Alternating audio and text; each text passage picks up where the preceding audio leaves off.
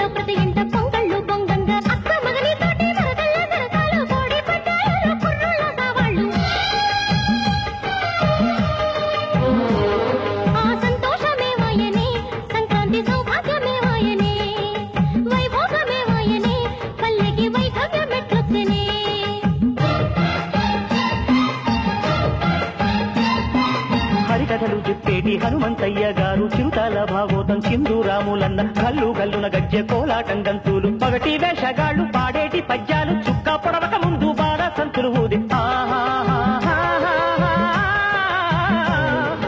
శంఖాలు ఏమాయనే అన్నల్ల సంకీర్తనేమాయనే ఆనందమిటుపోయేరా పల్లెల్లో అందాలు ఏమాయేరా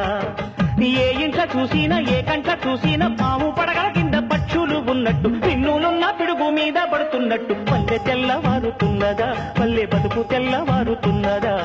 పల్లె తెల్లవారుతున్నదా పల్లె బతుకు తెల్లవారుతున్నదా